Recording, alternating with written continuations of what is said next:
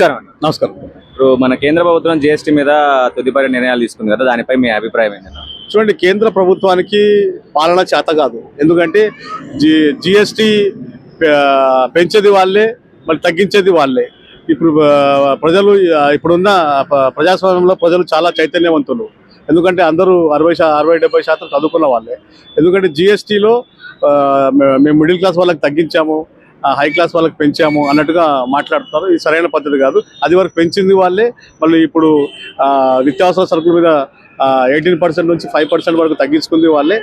మన డబ్బులతోటి పెంచుకొని మరి అనిల్ అంబానీ, అదానీ అంబానీ వాళ్ళకు 46,000 కోట్లు 45,000 కోట్లు రుణమాఫీ చేయడం జరుగుతుంది. అదే ఎవరైనా రైతు 50,000 లోన్ తీసుకుంటే అతని ల్యాండ్ సీజ్ చేయడం, బ్యాంక్ వాళ్ళని ఇబ్బంది పడడం జరుగుతుంది. టోటల్గా బీజేపీకి ప్రజాస్వామ్యంలో ఎలా పాలించాలి వాళ్ళకి చేత కాదు. వాళ్ళు కృష్ణారామ అంటాం తప్ప ప్రజలను పాలించడంలో వాళ్ళు పూర్తిగా విఫలమైపోయారు. పేదలకి మంచి జరిగేటట్టే రేట్లు తగ్గించారు కదా. చూడండి, అది వరకు 18%ని 5% మిడిల్ క్లాస్ వాళ్ళ మీద చేశారు. అందులో కొత్తగా చేసింది ఏముంది? మీరే పెంచి మీరే తగ్గించుకుంటే దానికి కొత్తగా మీరు చేసింది ఏముంది అక్కడ? చెప్పండి. కొత్తగా మీరు చేసింది ఏం లేదు కదా. 18% పెంచేసి 5%కి మీరే దింపుతారు. మళ్ళీ ఇంకో సంవత్సరం అయితే మళ్ళీ మీరే పెంచుకుంటారు. అంటే ఏంది?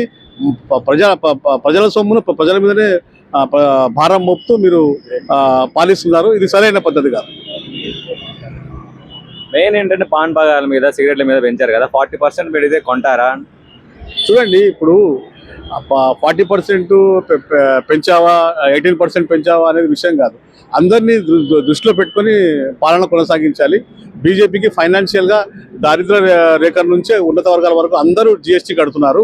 ఎక్కడ కూడా ఎవరిని వదిలిపెట్టడం లేదు. కాబట్టి ప్రజలు అలా జిఎస్టీకి అలవాటు పడిపోయారు. కాబట్టి వాళ్ళు ఏం వేసినా కూడా ఏం అడగలేని పరిస్థితి ప్రస్తుతం.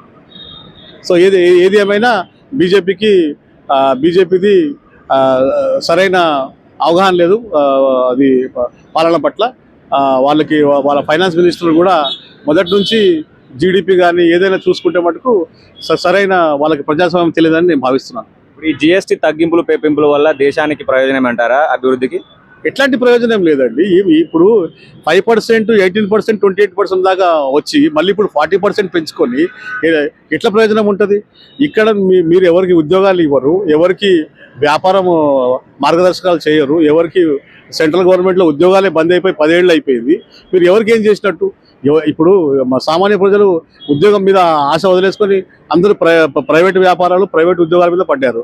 సో మీ వల్ల ఎవరికి ఎట్లాంటి ఉపయోగం లేదు. కేవలం కృష్ణారామ అంటే తప్ప మీరు ఎవరికి ఉపయోగపడరు. మీ వల్ల ఎవరికి ఉపయోగం కాదు. ఓకే అన్న, థ్యాంక్ యూ.